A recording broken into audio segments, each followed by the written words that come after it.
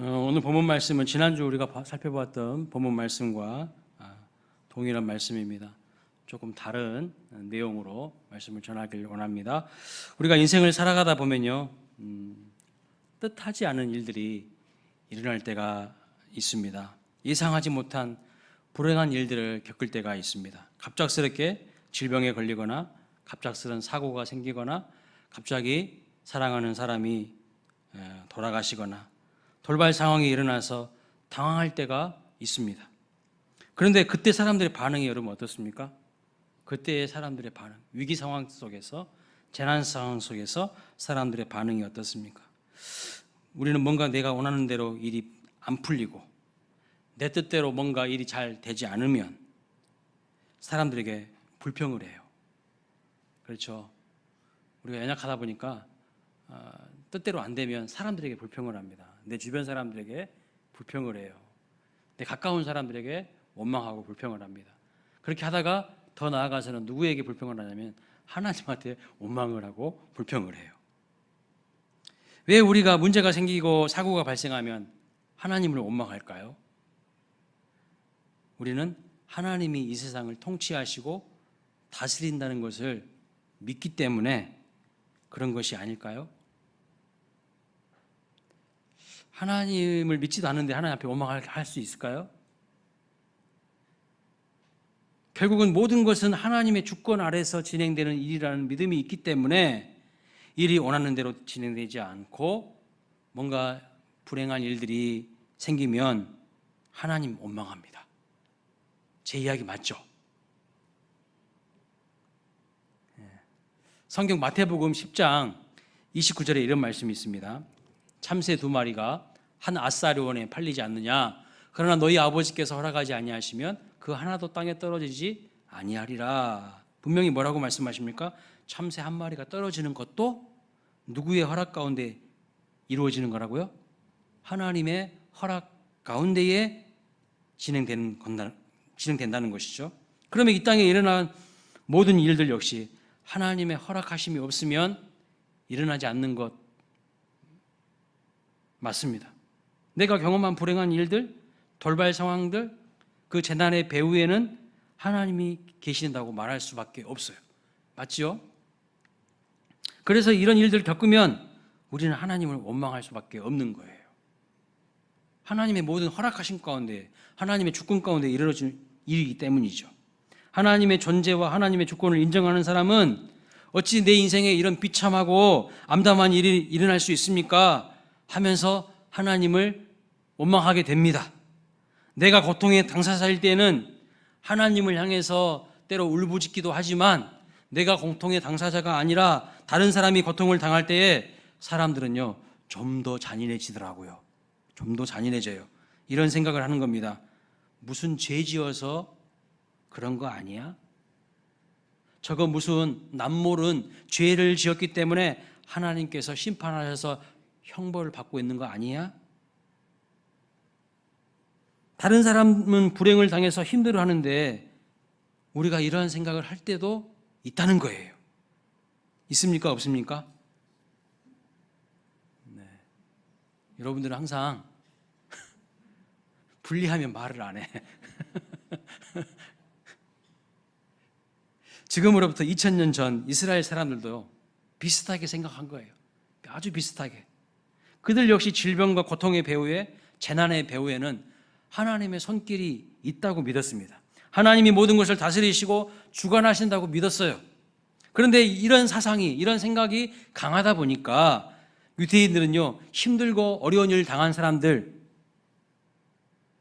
위로하고 슬픔을 함께 하지는 못할 망정 어떻게 있을까요? 이런 생각이 팽배하면요, 사람을 위로하지 못해요. 정죄해버리는 거야. 정죄. 비난해버리는 거예요. 구약시대 욥이 어려운 일 당하니까요, 친구들이 와가지고 뭐라고 이야기합니까? 네가 분명 잘못한 죄가 있어서 이런 거야. 빨리 회개해. 이렇게 이야기했죠. 욥은 지금 알지 못하는, 왜 이런 일이 일어났는지 알지 못하는 불행한 일로 인하여서 힘들어 죽겠는데 지금 펼쳐진 상황이 이해도 되지 않는데 친구라는 놈들이 와서 하는 말이 전혀 위로는 해주지 못할 망정 비난하고 정죄하는 거예요. 신약시대에도 예수님 당시에도 보면 요한복음 9장에 태어나면서부터 시각장애인으로 태어난 사람이 있었습니다. 그 사람을 앞에 놓고 제자들이 잔인하게 예수님에게 질문을 던지는 거예요. 이 사람이 석영으로 태어난 것이 그 사람의 죄 때문입니까? 아니면 그 부모의 죄 때문입니까? 여러분, 시각장애인들은 앞을 보지 못하잖아요. 앞을 보지 못하기 때문에 뭐가 발달되어 있을까요? 귀가 발달되어 있어요. 청각이 상당히 발달되어 있고 보통 사람들보다 더 예민합니다. 그러니까 제자들이 예수님에게 하신 이 질문을 들었을까요? 못 들었을까요? 그 앞에서 한 거예요. 그 시각장애인 앞에서. 아니, 지금 눈이 보이지 않는 것도 서러운데 거기다 대놓고 누구 죄 때문이냐고 죄 타령하고 있으니까 얼마나 이 시각장애인 입장에서는 마음이 어려웠을까요? 그 당시 사람들의 세계관, 인생을 해석하는 관점이 그대로 드러나고 있는 것을 볼 수가 있어요. 죄 때문이다. 그러니 하나님의 징벌을 받은 것이다. 오늘 본문에도 지난주에 살펴본 것처럼 두 가지 불행한 재난이 나오잖아요. 첫 번째 재난은 무엇입니까? 빌라도가 군대를 동원해서 갈릴리 사람들을 무참하게 학살해가지고요, 그 사람들의 피를 제물에다가 섞었어요. 말이 됩니까, 이런 일들이? 근데 실제로 일어났다는 거예요. 두 번째 사건은요, 실로암 망대가 있는데 그 망대가 무너져가지고 18명의 사람들이 깔려 죽었다는 거예요. 재난이죠. 대형 참사가 일어났습니다. 그 당시 사람들은 왜 이런 일이 일어났나? 그 죽은 사람들이 죄 지은 게 있어서 이렇게 된 것이라고 해석했습니다. 어떤 관점으로 문제를 바라보고 해석한 겁니까? 인과응보의 관점으로. 원인이 있으니까 결과가 있다는 인과론적인 관점으로 삶을 해석했어요. 불교의 세계관은요, 딱 하나야. 인과응보. 아주 삶을 해석하는 것이요, 단편적이고요, 편협해져 있어요. 근데 예수님은 그렇게 말씀하시지 않았어요. 뭐라고 말씀하십니까? 누구의 죄 때문이 아니라 하나님이 하시는 일을 나타내기 위해서 그렇게 한 것이라고 주님이 말씀하셨죠. 인과응보가 아니라 하나님의 뜻과 계획이 있다는 거예요. 하나님의 섭리 가운데에 진행되는 일이라는 겁니다. 인과론이 아니라 목적론을 말하고 있어요. 어떤 특별한 하나님의 목적을 이루기 위해서 잠깐 고통도 재난도 하나님이 허락하신다는 것을 말씀하고 있습니다. 그래도 여러분, 우리가 여전히 질문이 남습니다. 아니, 참새 한 마리가 땅에 떨어지는 것도 하나님의 허락하심이 없으면 안 된다고 분명히 하지 않았습니까?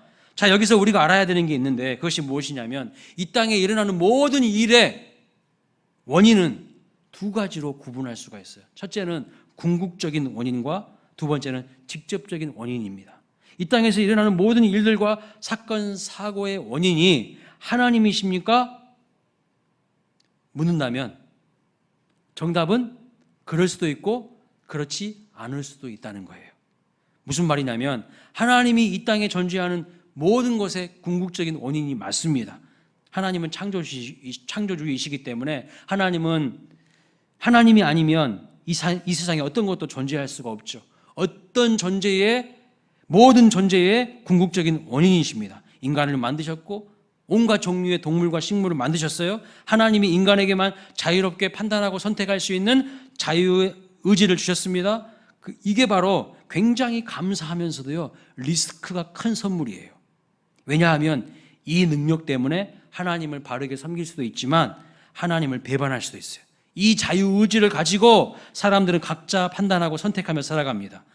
하나님이 모든 것의 궁극적인 원인이신 거 맞아요. 그러나 인간은 하나님께 특별한 자유의지를 부여받았기 때문에 그 자유의지를 가지고 결정하고 선택하면서 살아가기 때문에 모든 일의 직접적인 원인은 하나님이 아니에요.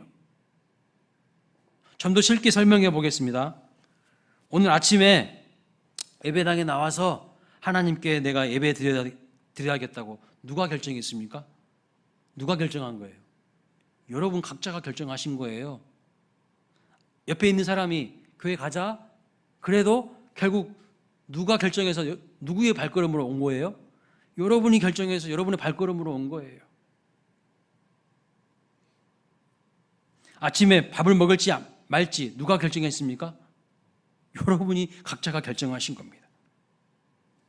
모든 것의 궁극적인 원인은 하나님이시지만 자유의지를 부여받은 내가 만들어내는 모든 일의 직접적인 원인은 누구예요? 바로 나 자신이에요. 바로 나 자신입니다. 하나님 아니라는 거예요. 동물과 식물도 마찬가지입니다. 하나님이 태초에 세상을 만드셨고 동식물을 존재하게 하셨으니까 궁극적인 원인은 하나님 맞지요. 하지만 하나님이 그들에게 본능을 주셨어요. 자유롭게 본성에 따라서 살 수 있는 능력을 주셨습니다. 그래서 참새나 사자나 이런 동물들이 살아가면서 행동하는 모든 것의 직접적인 원인은요, 하나님 아니에요. 자기들의 선택과 결정에 의해서, 본능에 의해서 하는 것입니다. 마태복음 10장 29절에 분명히 참새 한 마리라도 하나님의 허락하심이 없이는 땅에 떨어지지 않는다고 말씀하셨는데, 이 말씀 역시 참새가 그런 행동을 하는 궁극적인 원인은 하나님이라는 말입니다. 쉬고 싶으면 쉴 수 있고 날고 싶으면 날 수 있도록 하나님이 그런 본성과 그런 기능을 다 만들어 주시고 허락해 주셨어요. 그러나 이 말이 그들의 구체적인 행동 하나하나 직접적인 원인이 하나님이란 뜻은 아니에요. 쉽게 설명해 볼까요? 참새가 이 나무 위에서 앉아 있어요. 근데 내가 저 나무로 가야 되겠다 할 때 참새가 하나님 저 나무로 갑니다 보고하고 옮깁니까? 그런 거 아니에요. 지가 지 본능 따라서 내가 저쪽으로 가야 되겠네 하면 이쪽으로 날아가는 거예요. 궁극적인 원인과 직접적인 원인을 구분할 수 있어야 우리 삶에 닥치는 고난과 재난에 대해서도 바르게 해석할 수가 있다는 거예요. 자, 이 땅에서 일어나는 모든 슬픔과 고통에 대해서 애초에 하나님께서 인간에게 자유의지를 주시지 않았다면 벌어지지 않을 일들이 엄청나게 많습니다. 따라서 궁극적인 원인은요, 하나님이 맞아요. 하나님이 맞아요. 우리에게 자유의지를 주신 분이 하나님이시니까요. 우리를 사랑하셔서 로봇으로 기계로 만들지 아니하시고 자유의지를 선물로 주신 다음부터 많은 일들이 이제 벌어지게 되었습니다. 인간이 자유의지를 가지고 하나님을 떠났어요. 이 땅에 악이 창궐했고 그들의 마음에 하나님 두기를 싫어했다고 말씀하고 있어요. 이 모든 것의 직접적인 원인은 하나님이 아니에요. 자기들이 죄를 지은 겁니다. 그들의 선택과 그들의 결정으로 이루어진 거예요. 오늘 본문으로 이야기해 볼까요? 자, 빌라도가 갈릴리 사람들을 군대를 동원해서 학살했습니다. 이 사건의 원인이 하나님입니까? 아니에요. 빌라도의 잔인함 때문에 이루어진 일입니다. 잔인한 빌라도가 권력까지 가지고 있었던 것이 문제였습니다. 실로암 망대가 무너져서 18명의 사람들이 죽은 것이 하나님 때문입니까? 아니에요. 이 죽음의 사건, 재난의 사건의 직접적인 원인은 하나님이 아니죠. 사람들이 망대를 튼튼하게 짓지 못하고 부실하게 지어가지고 그 망대 무너진 거 아니겠습니까? 아니면 그 망대는 한 5, 6명 올라가면 충분할 정도의 버틸 정도의 건물인데 너무 많은 사람들이 올라가서 발생한 일일 수도 있는 것이죠. 사람들은 이 두 가지를 구분하지 않아요. 궁극적인 원인과 직접적인 원인을 구분하지 않습니다. 오늘 예수님이 이렇게 말씀하시는 거예요. 갈릴리 사람들이 억울하게 죽은 일과 망대가 무너져서 18사람들이 죽은 일들이 그들이 죄가 다른 사람들보다 더 많아서 그렇게 이루어진 거 아니다. 벌 받은 거 아니라고 말씀하십니다. 그러니 함부로 사람들의 죄에 대해서 이러쿵저러쿵 이야기하지 말라는 것이죠. 그리고 하나님이 모든 고통의 직접적인 원인도 아니라고 말씀하시는 뜻이에요. 물론 하나님께로부터 온 고난도 있고 하나님께로부터 온 재난도 있습니다. 하나님의 심판을 받아서 벌어지는 사건도 사고도 있다고 분명히 성경은 말씀하고 있어요. 적어도 성경은요, 우리가 고난당하는 이유, 재난당하는 이유, 고통 가운데 있는 이유에 대해서 불교처럼 딱 한 가지 이유다, 인과론적으로 이야기하지 않고요, 적어도 7개에서 8개 정도의 원인이 있다고 성경은 말씀하고 있어요. 첫 번째는요, 하나님이 직접적으로 내리시는 재난이 있고 고통이 있다고 말씀합니다. 징벌적 차원의 고통과 재난이 있어요. 예를 들어 보면 요나가 하나님께 명령을 받았어요. 하나님의 뜻을 하나님께서 요나에게 보여주셨어요.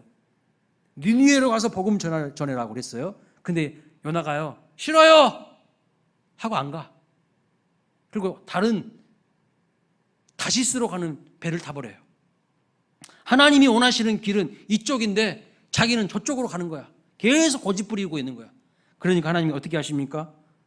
풍랑을 일으키셔가지고 그 배에 탄 사람들이 다 죽게 생겼어요. 요나는 풍랑 때문에 괴로움을 겪습니다. 요나 때문에 그 배에 타고 있었던 사람들까지도 큰 재난 상황에 빠지는 것을 볼 수 있어요. 여러분, 믿음의 사람이요, 하나님의 사람이 그 믿음의 위치에 있지 않냐면 엉뚱한 다른 사람들까지 피해보는 거 아십니까? 여러분들이 믿음을 지키지 못하면 여러분 때문에 다른 사람들도 고통당한다는 거 기억하셔야 돼요. 하나님이 직접적인 원인이 되셔서 요나를 다루시고 있는 것을 볼 수가 있죠. 이런 경우에는 반드시 회개해야 돼요. 하나님이 지금 직접 풍랑을 내리시고 있는 거야. 하나님의 뜻을 어기고 불순종함으로 맞이하게 되는 고통에 대해서는 철저하게 내 죄를 인정하고 하나님이 원하시는 길로 나아가면 되는 겁니다. 두 번째는요, 하나님께로부터 온 고통과 재난과 고난이 맞지만 징벌적인 차원이 아니라 섭리적인 차원의 고통이 있다는 거예요. 잘못해서가 아니라, 내가 범죄해서가 아니라 하나님의 특별하신 계획과 목적이 있다는 겁니다. 그래서 그 뜻을 이루기 위해서 고통을 허락하시는 경우도 있어요. 요셉을 보세요. 형제들에게 팔려가요. 요셉이 뭐 특별하게 잘못했나요? 뭐 많은 잘못을 저질렀나요? 아니에요. 그런 것도 없어요. 아버지에게 사랑받은 것뿐이에요. 요셉이. 근데 형제들이 시기 질투해가지고 요셉 저거를 없애버리자. 그래가지고 상인들에게 팔아버립니다. 보디발 아내의 유혹을 물리치고 믿음으로 신실하게 살았죠. 근데 그 결과가 뭐예요? 누명 쓰고 감옥에 가는 거예요. 얼핏 보면 억울한 일이고 마치 형벌을 받는 것처럼 보여요. 잘 해석이 안 돼요. 왜 그렇게 되는 건지. 그런데 이 사건의 배후에 누가 있는 거예요? 하나님의 큰 손이 작동하고 있는 거예요. 하나님의 섭리와 계획이 있었어요. 어떤 섭리와 계획입니까? 마침내 요셉을 애굽의 총리로 세우셔서 이스라엘 백성들을 기근으로부터 보호하시고 아브라함에게 약속하신 대로 큰 민족으로 성장시키시려는 계획 가운데 요셉을요 미리 애굽에다가 보내신 거야. 감옥에도 갇히게 하신 거예요. 죄를 많이 지어가지고 인생 꼬인 것이 아니라 하나님의 특별한 섭리와 계획을 이루기 위해서 고난에 처하게 하신 거라는 거예요. 물론 이런 고난의 과정을 통해서 요셉의 믿음도 정금처럼 하나님이 연단하시는 것도 하나님의 계획입니다. 여러분 인생에도 알 수 없는 고난과 고통이 있다면 여러분을 통해서 일하시려는 하나님의 섭리가 있다는 것을 믿으시고 인내하시길 바랍니다. 믿으시고 인내하셔야 돼요. 그 고통을 피하려고 하지 말고 그 고난을 통하여서 그 어려운 일들을 통하여서 나를 만들어 가시는 하나님의 큰 손을 신뢰하시기를 주님의 이름으로 축복합니다. 분명히 있어요. 하나님의 섭리하심이, 하나님의 계획하심이 분명히 있다는 것을 믿으시기 바랍니다. 세 번째, 성경은요 하나님도 아니고 사람도 아니고 사탄, 마귀, 악한 영이 주는 고난과 재난이 있다고 분명히 말씀하고 있어요. 성경 욥기에 보면 욥을 당대 최고의 의인이라고 하나님이 평가하시잖아요. 그런데 그 욥이 당한 재난의 배후에 누가 있었습니까? 누가 직접적인 원인으로 움직이고 있었습니까? 마귀예요. 사탄이에요. 마귀가 하나님 앞에 이렇게 이야기하는 거야. 하나님, 저 욥이 당대 의인이라고 하는데, 최고의 의인이라고 하는데 욥에게 있는 거 한번 내가 다 뺏어볼까요? 가족들도 다 죽여버리고 재산도 다 한 방에 몰수해버리고 싹 가지고 있는 걸 내가 다 뺏어볼까요? 그래도 하나님 섬기는 거 한번 볼까요? 마귀가 고난과 고통을 주었어요. 분명 성경은요 악한 사단 마귀가 우는 사자와 같이 두루 삼킬 자를 찾고 있다고 말씀하고 있어요. 신앙생활 흐리멍텅하게 하고 세상에 푹 빠져 있고 그러면 마귀가 탁 여러분 걸어가지고 여러분 약점 딱 걸어가지고 질질질 끌고 다니다니까. 그러다가 인생 끝나는 거예요. 그냥 그렇게 살고 싶으십니까? 에베소서 6장 11절에 마귀의 관계를 능히 대적하기 위하여 뭐라고 했습니까? 하나님의 전신 갑주를 입으라고 말씀하고 있어요. 내 힘으로 마귀 이길 수 있을 것 같아요? 내 지식으로, 내 근육의 힘으로, 천만의 말씀, 여러분 가지고 있는 돈의 힘으로 마귀 이길 수 있을 것 같아요? 우습게 여기지 마세요. 마귀를 이기려면요, 하나님의 전신갑주 입지 않으면 이길 수 없어. 얼마나 무서운 존재인데요. 그래서 우리는 마귀에 대해서 겁을 먹어서도 안 되지만 절대 우습게 보아서도 안 됩니다. 우리에게 각종 고통을 주는 사단 마귀 세력에 대해서 성경은 이렇게 말씀합니다. 야고보서 4장 7절 같이 읽어볼까요? 시작. 그런즉 너희는 하나님께 복종할지어다. 마귀를 대적하라. 그리하면 너희를 피하리라. 마귀에 겁먹지 말고 하나님께 복종하라는 거예요. 복종. 근데 하나님께 복종은 하지 않고, 하나님께 순종은 하지 않고 마귀 말에 고분고분해. 세상의 말에 고분고분해. 어떻게 마귀를 이기냐는 거예요. 어떻게 세상을 이기냐는 거예요. 세상을 이기는 것은 하나님을 향한 믿음이라고 했거든요. 믿음이 있어야 하나님 앞에 순종하고 복종하죠. 믿음이 없으니까 하나님께 복종하기는커녕 세상에게 복종해. 세상에게 질질 끌려다녀. 그런 우리의 삶이 되면 안 된다는 거예요. 하나님께 복종하고 마귀는 뭐라는 거예요? 대적하라는 거예요. 그런데 반대로 해요. 하나님께는 막 저항해. 하나님의 말씀 안 들어. 하나님 말씀 무시해. 그리고 세상 사람들 말은 막 엄청나게 막 들어. 질질 끌려가. 그 인생이 형통하겠습니까? 안 돼요, 안 돼. 허무함만 느낀다는 거예요. 마귀에게 겁먹지 말고 하나님께 복종하여서 마귀를 대적하는 저와 여러분 되시기를 주님의 이름으로 축복합니다. 그래야 마귀가 주는 고통을 이길 수가 있어요. 마귀에게 고통을 받지 않을 수가 있다는 거예요. 네 번째, 하나님도 아니고 사탄 마귀도 아니고요, 사람들 때문에 생겨나는 고통이 있어요. 오늘 본문이 그렇죠. 갈릴리 사람들이 겪는 고통의 원인, 사탄이 한 짓이 아니에요. 하나님이 하신 일이 아닙니다. 빌라도의 잔인함 때문에 이루어진 일이에요. 빌라도의 잔인함 때문에. 히틀러가요, 세계대전을 일으키고 유대인 600만 명을 학살했어요. 많은 사람들이 히틀러 때문에 고통당했습니다. 누구 때문입니까? 하나님 때문입니까? 아니에요. 잘못된 사고를 가지고 있는, 잘못된 패러다임과 이념을 가지고 있는 이 히틀러라는 한 사람 때문에 어마어마한 사람들이 희생당한 거죠. 직접적인 원인이 사람의 악함 때문에 일어나는 것입니다. 다섯 번째는요, 사람의 부주의와 실수 때문에 벌어지는 고통도 굉장히 많습니다. 오늘 본문에 실로암 망대가 무너져서 18명이 죽었던 이 사건, 원인은 누가 잘못한 것입니까? 누군가가 분명히 부실공사를 했기 때문일 수 있어요. 과잉 초과된 인원이 올라가서 무너진 것일 수도 있습니다. 안전수칙을 딱 정해놨어. 이 실로암 망대는 몇 명 이상 올라가면 안 됩니다. 근데 사람들이 안전수칙 어겨. 자기들 마음대로 해버려. 그래서 18명이나 올라가가지고 그냥 팍 무너져가지고 죽은 거예요. 교통사고는요, 졸음운전하다가 일어나는 경우가 비일비재합니다. 자기가 부주의해서 일어나는 경우가 비일비재해요. 아니, 신호등이 빨간불인데 파란불일 때 막 가. 자기가 부주의해서, 자기가 실수해가지고 벌어지는 고통이잖아요. 교통사고의 원인이 하나님입니까? 아니에요. 내 부주의로 일어난 일이든지 아니면 상대방이 실수해서 내 차에 사고를 낼 수도 있는 것이죠. 우리는 모든 상황에다가 하나님의 뜻을 갖다가 붙이면 안 돼요. 하나님의 뜻을 들먹이거나 하나님의 뜻이라고 갖다가 붙이면 안 돼요.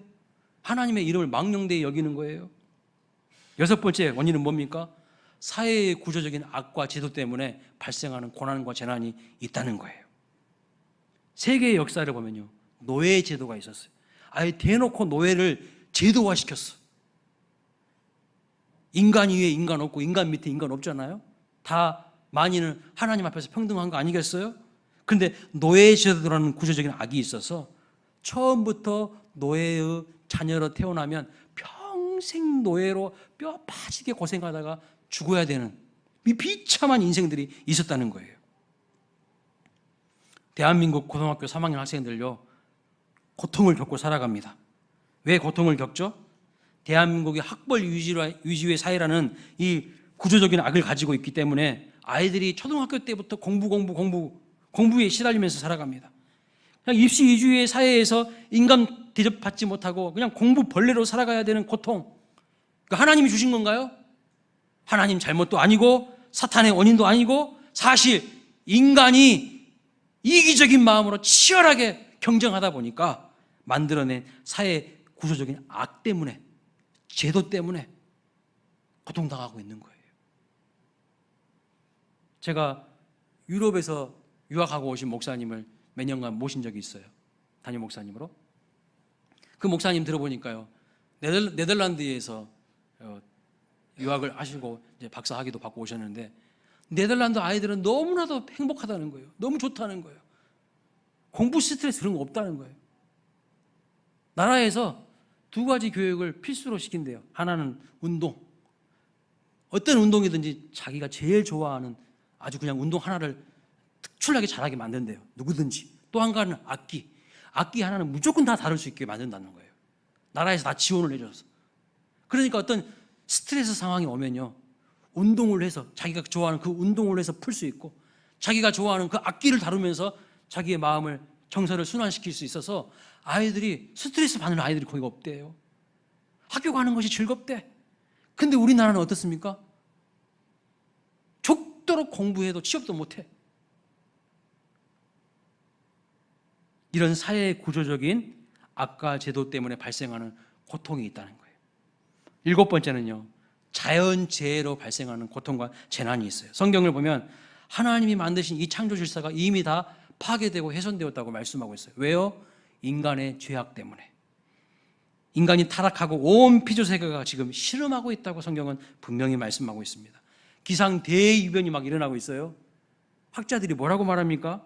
뭐라고 이야기합니까? 이구동성으로 그 원인은 인간의 탐욕 때문이라고 이야기하고 있어요.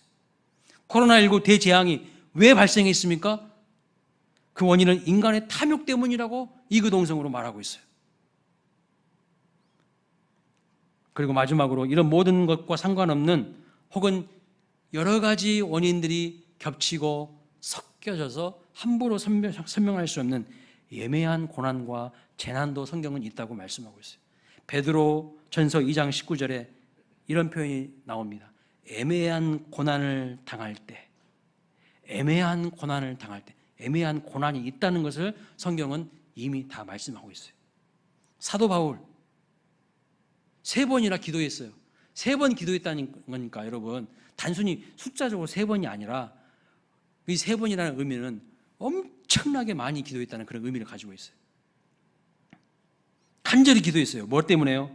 자기 안에 육신의 가시가 있었어요. 질병이 있었어요. 하나님 이거 고쳐달라고 간절히 기도했거든요. 그런데 그 질병의 원인에 대해서 모릅니다. 몰라요. 그리고 예수님 잘 믿어도 질병이 올 수 있고 고난을 받을 수가 있다는 거예요. 애매한 고난이 해석되지 않는 애매한 고난도 우리 삶 속에 충분히 있을 수 있다는 거예요. 우리 사랑하는 광일교회 성도님들, 고난이 없기를 바랍니다. 재난과 고난을 당하지 않으시길 바랍니다. 그런데 여러분, 당대 의인이었던 욥도 고난을 당했다니까요. 만왕의 왕이신 예수님께서 이 땅에 오셔서 십자가에서 모진 고통을 당하셨다니까요. 믿는 자이기 때문에 죄와 악이 가득한 세상에서 오히려 더 고난 당할 수 있고요, 오히려 더 피해를 당할 수도 있다는 거예요. 이게 현실이에요. 여러분, 믿는 자도 고난을 피할 수 없다면 그럼 과연 신앙은 무슨 유익이 있을까요? 기독교 신앙은 도대체 그러면 무슨 유익이 있을까요? 첫 번째는요, 고난에도 불구하고 우리가 무너지지 않아요. 영원히 무너지지 않습니다. 우리는 넘어지는 것 같아 보이지만 다시 또 일어나게 되어 있어요. 왜요? 부활의 주님이 내 주님이니까. 믿으십니까? 죽어도 다시 사는 거 믿으십니까? 그래요. 우리도 고난이 피해가는 거 아니에요. 믿는 사람이나 안 믿는 사람이나 다 고난 당합니다. 다 고난을 겪습니다. 그러나 고난에도 불구하고 무너지지 않아요. 예레미야 17장 7절 8절 말씀 보겠습니다. 읽어볼까요? 시작. 그런 물은 여호와를 의지하며 여호와를 의뢰하는 그 사람은 복을 받을 것이라. 그는 물가에 심어진 나무가 그 뿌리를 강변에 뻗치고 더위가 올지라도 두려워하지 아니하며 그 입이 청청하며 가무는 해에도 걱정이 없고 결실이 그치지 아니함 같으리라. 아멘. 여호와를 의지하는 사람에게도 뭐가 옵니까? 더위가 와요. 가뭄이 안 오는 것이 아닙니다. 풍파가 아직 안 오는 것이 아닙니다. 여기 더위와 가뭄은요, 우리 인생의 고난과 재난을 의미합니다. 이런 것들이 우리에게 안 왔으면 좋겠습니다. 그런데 성경은 그렇게 이야기하지 않아요. 그 누구에게도, 여호와 하나님 의지하고 여호와 하나님 경외하는 사람에게도 고난이 와요. 가뭄이 오고 더위도 옵니다. 질병도 오고 사고도 옵니다. 그러나 그런 것들 때문에 우리가 무너지지 않는다는 거예요. 오히려 질병이 오고 사고가 온다 할지라도 그런 것 때문에 우리가 무너지지 않는 것, 이게 다른 거예요. 오히려 여호와를 경외하는 사람은요, 더위가 올지라도 가뭄은 해도 두려움이 없고 걱정이 없고 결실이 있게 만들어주신다는 것이 하나님의 약속입니다. 그러니까 여러분, 어떠한 상황 속에서도 하나님 의뢰하고 하나님을 경외하는 저와 여러분 되시기를 주님의 이름으로 축복합니다. 우리는 고난이 오지 않기를 바랍니다. 고통 좀 면제해 주셨으면 좋겠어요. 그런데 하나님은요, 우리에게 고난도 허락하시고 고통도 허락하신다는 거예요. 이사야 43장에 보시면 이런 말씀이 있습니다. 하나님은 우리를 불 가운데로 지나가게 하시고 우리를 물 가운데로 지나가게 하신다는 겁니다. 그런데 놀라운 것이 뭐냐면 불 가운데로 지나가는데 그 불이 너를 사르지 못할 것이라고 말씀합니다. 너희가 물 가운데로 지나가는데 그 물이 너희를 해치지 못할 것이라고 말씀합니다. 무슨 말입니까? 고난 가운데서도 우리와 함께 하시고 우리를 지키시고 우리를 보호하시는 하나님이시라고 말씀하시는 거예요. 하나님은 환난 중에도 우리와 함께 하심을 믿으시기 바랍니다. 우리를 위로하시고 세상이 알 수 없는 평강을 주셔요. 그래서 찬송가 413장에 이런 말씀합니다. 내 평생에 가는 길 순탄하여 늘 강 같던지 큰 풍파로 외롭고 힘들던지 내 영혼 뭐 한다고요? 평안해. 여러분 이해가 되세요? 큰 풍파가 있는데 뭐가 평안해? 뭐가 위로가 돼? 성경은 완전히 굴하고 사기야. 응? 찬송가 어떻게 저렇게 만들 수가 있어? 큰 풍파가 있으면 힘들지, 죽고 싶지, 뭐가 평안해? 근데요, 하나님의 은혜를 경험한 사람은 이런 노래를 한다니까요. 여러분도 이런 경험하고 싶지 않으십니까? 반드시 고난이 와요. 재난을 피할 수가 없어요. 정도의 차이는 있겠죠. 얼마나 심한 고난을 맞냐, 심한 재난을 맞냐, 그렇지 않느냐, 이 정도의 차이는 있겠지만 다 누구에게든지 힘들고 어려운 삶의 순간이 있어요. 군대 제대하신 분들에게 물어보세요. 어느 부대가 제일 힘드냐? 우리 부대가 제일 힘들 때. 지가 군생활 하는 게 제일 힘들 때. 해병대는요, 육군은 군대로 취급도 안 하는데. 근데 여러분, 이 찬양을 작사 작곡한 분은요, 사랑하는 자기 자녀를 배사고로 잃고 지은 찬송이에요. 그냥 평안한 가운데 지은 시가 아니라고. 자기 자녀를, 애지중지 키운 자기 자녀를 배사고로 잃고 지은 찬양이에요. 말도 안 되는 상황에서도 하나님 주시는 평강이 있다는 거예요. 왜 그것을 이 사람은 누리는데 우리는 못 누리냐는 거예요. 이것이 바로 믿는 자에게 주시는 두 번째 은혜예요. 고난 가운데서도 평강을 주셔요. 세 번째는요, 고난 가운데 믿는 자에게 주시는 유익 세 번째, 합력하여서 선을 이루게 하시는 것입니다. 불행이 불행으로만 끝나는 게 아니라 선을 이루게 하시고 하나님의 뜻을 이루게 하신다는 거예요. 로마서 8장 28절 읽어보겠습니다. 시작. 우리가 알거니와 하나님을 사랑하는 자 곧 그의 뜻대로 부르심을 입은 자들에게는 모든 것이 합력하여 선을 이루느니라. 아멘. 지금 당장은 몰라요. 왜 지금 하나님께서 나에게 이런 고난을 주셨는지 잘 해석이 안 돼요. 이것을 통해서 하나님이 도대체 뭘 하려고 하시는지, 하나님의 의도가 무엇인지 잘 파악이 안 될 수 있어요.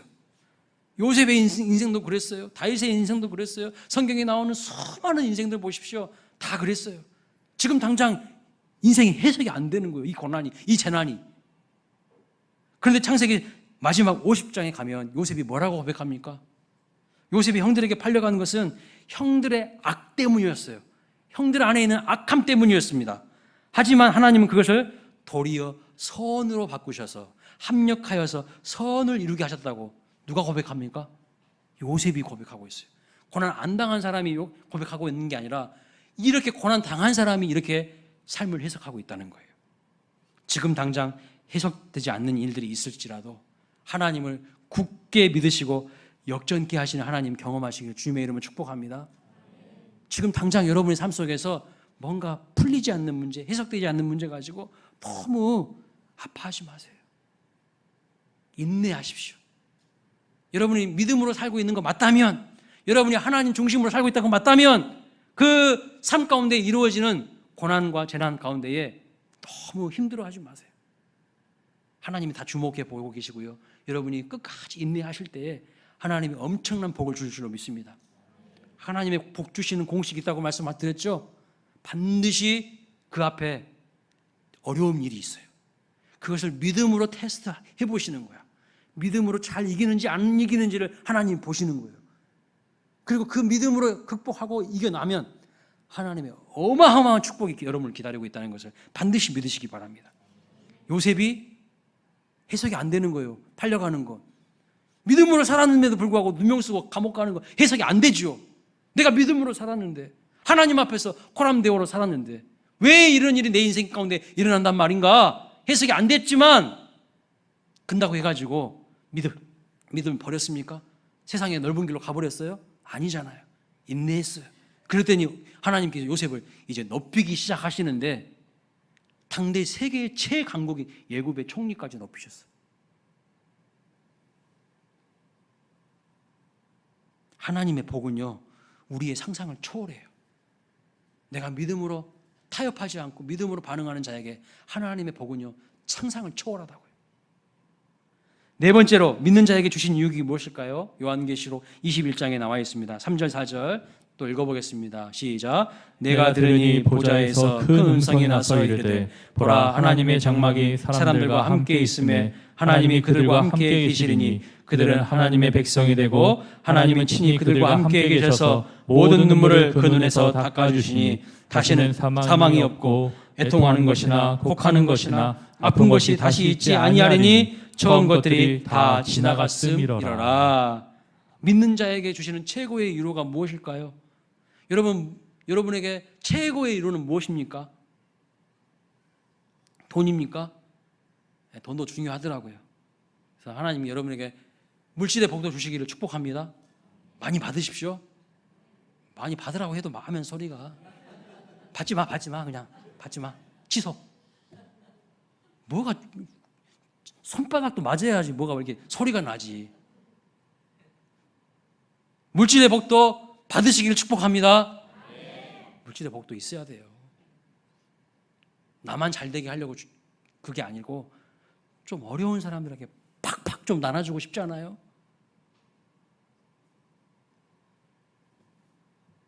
믿는 자에게 주신 최고의 위로가 무엇이냐면 이 세상은 고통과 슬픔과 재난과 사고가 끊이지 않지만 모든 슬픔과 고통이 없는 하나님의 나라가 있다는 거예요. 그 나라를 여러분 소망하십니까? 천국을 소망하시냐는 거예요. 우리 인생 오래 못 살아요. 하나님 앞에 갈 날이 얼마 안 남았어. 그래서 어떤 철학자는요, 태어남과 동시에 죽음이 시작됐다고 그렇게 이야기하잖아요. 태어남과 동시에 죽음의 과정이 시작됐다고. 근데요, 내가 그 하나님의 나라를 소망하지도 않고 그 하나님 나라도 가지 못한다면, 이 땅에서만 잘 먹고 잘 산다면 그것이 무슨 성공하는 인생입니까? 그것이 무슨 위로가 되겠어요? 절망이지. 영원토록 내가 지옥에서 고통당한다고 생각해 보세요. 그것이야말로 가장 큰 재난이고 절망이죠. 무엇이 재난이고 무엇이 절망입니까? 그 천국을 소망하시길 바랍니다. 그곳에 누가 계시기 때문이에요? 나를 안아주시고 나를 품어주시고 내 모든 눈물을 닦아주실 주님이 기다리고 계셔요. 주님이 기다리고 계셔요. 그래서 우리의 최고의 위로는 우리를 안아주실 주님이 계시다는 것입니다. 그 천국이 소망이 되고 그 천국을 가고 싶어요. 빨리 가고 싶어요. 왜냐하면 내 모든 눈에서 눈물을 닦아주실 그분이 계시기 때문입니다. 제가 초등학교 6학년 때부터 자취를 했거든요. 부모님이 시골에서 목회하시는데 제가 이 시골에서 살다가는 아무것도 못할 것 같아가지고 어린 마음에 공부 좀 해야 되겠습니다 하고 부모님한테 졸라가지고 도시로 전학을 갔어요. 근데 너무 어리니까 저뿐만 아니라 저희 위에 형님 두 분도 같이 세 명이서 자취를 하는데 아들 셋 보내놓고 부모님이 이제 너무 걱정되시는 거예요. 그래서 할머니가 오셔가지고 밥도 해주시고 빨래도 해주시고 막 그러셨거든요. 근데 할머니가 새벽 4시만 되면 일어나셔서 찬송을 부르시는 거예요. 새벽 기도를 하시는 거예요. 몸은 불편하셔서 교회까지는 멀어서 못 가시고 걸어서 못 가시고 뭐 차가 있었던 것도 아니고 그러니까 집에서 새벽 기도 하시는데 4시만 되면 반드시 일어나셔요. 그래서 이제 옛날 찬송가 아시죠? 악보 없는 찬송가. 그리고 세로로 되어 있는 거, 가사가 세로로 되어 있는 거. 1장부터 막 부르시는데 끝장까지 거의 막 부르실 때가 있어. 근데 모든 찬양이 다 똑같아. 예. 다 그냥 똑같은 노래로 만들어버려요. 똑같은 음으로 만들어버리는 놀라운 은사를 받으셨어요. 근데 그 찬양 딱 끝나고 나면 이제 기도를 하시는데 7남매거든요. 할머니가 7남매를 두셨는데 저희 아버지가 장남이시니까 장남부터 해가지고 다 한 명 한 명 다 이제 눈물 콧물 짜면서 이제 기도하시고 그 다음에 손주들 다 또 기도하시고 제가 그 옆에서 그 기도를 듣고 자랐어요. 할머니 기도를 듣고 자랐다고요. 근데 할머니가 중2 때 돌아가셨어요. 저 위에서 밥 해주시고 빨래 해주시고 고생하셨는데 중2 때 간경화로 돌아가셨어요. 그래서 제가요 그 장례식 때 막 펑펑 울었어요. 왜냐하면 나 때문에 그런 줄 알았어요. 어린 마음에 나를 위해서 희생하시고 고생하시다가 이렇게 돌아가셨구나 생각하니까요 막 미치겠는 거예요. 내가 죄인인 거예요. 내가 나 때문에 내가 그냥 시골에서 엄마 아빠 품에서 살았으면 이런 일도 없었을 텐데 내가 괜히 공부한다 해가지고 도시 와가지고 공부도 지지리도 못하면서 고생하시다 돌아가셨거든요. 근데 돌아가신 다음에 할머니가 막 내 눈에 보이는 거예요. 아니 분명히 천국 가셨는데 할머니가 막 보이는 거야. 거리를 가다가도 할머니가 보여요. 저 전봇대 옆에 서 있는 할머니가 막 보이는 거예요. 할머니가 진짜 막 살아서 거기 계시는 걸까요? 아니야. 내가 만들어내는 거야. 내 죄책감이. 나 때문이라는 그 마음이 할머니를 떠나보내지 못한 거야. 그러니까 막 환영처럼 보이는 거죠. 근데 하나님이 제 마음을 치료해 주시고 이제 목사가 되고 어떤 권사님을 섬기는 교회 권사님을 만났는데요. 그 권사님이 시어머니를 모셨어요. 근데 시어머니를 모셨는데 저랑 똑같은 증상이 보이시더라고. 어떤 증상이냐면 나 때문에 우리 시어머니가 돌아가셨다고. 내가 그 시어머니 모셨는데 내가 시어머니를 사랑으로 효도하지 못하고 잘 모시지 못해가지고 우리 시어머니 돌아가셨다고 자기를 그렇게 괴롭히시는 거예요. 못 떠나보내시는 거예요. 할머니가 계속 보인대. 아니 시어머니가 계속 보인대요. 방구석에 앉아있는 게 보이신데 그래서 목사님 빨리 오셔서 기도해 주시라고 그래서 가서 자초지종을 들었더니 그런 거예요. 그래서 제가 그랬어요. 권사님 때문에 그런 거 아니야. 권사님 때문에 그런 거 아니야. 권사님, 하나님은 권사님을 너무 사랑하셔. 나 때문이라고 생각하지 마세요. 그 권사님 눈물 펑펑 흘리시더니 기도하시고 어느 날 밝아지셨어요. 안 보인대 이제 시어머니 안 보인대. 마음의 평강을 찾으셨어요. 분명히 말씀드렸죠. 믿는 자에게 고난 가운데서 하나님 어떤 유익을 주신다고요? 마음의 평강이 있어요. 마음의 평강이 있어요. 치료가 된 거예요. 여러분 가운데도요, 해석되지 않는 여러분의 삶 속에 고통과 재난과 고난이 있을 거예요. 그리고 너무 여러분 때문이라고 그렇게 생각하지 마세요. 그거 아닐 수 있어요. 다양한 원인이 있을 수 있어요. 근데 우리 부모님들 보면은 자식이 막 잘못되고 그러면 전부 내가 쳐 죽일 놈입니다. 내가 못된 부모예요. 막 그러시더라고. 너무 그러지 마세요. 여러분 때문이 아닐 수 있어. 결국 누구의 잘못이에요? 여러 가지 원인이 있을 수 있죠. 자기 자녀가 스스로 그렇게 잘못 선택하고 결정한 것이니까 그 자녀의 잘못 때문에 된 것일 수도 있죠. 왜 그게 부모 잘못입니까?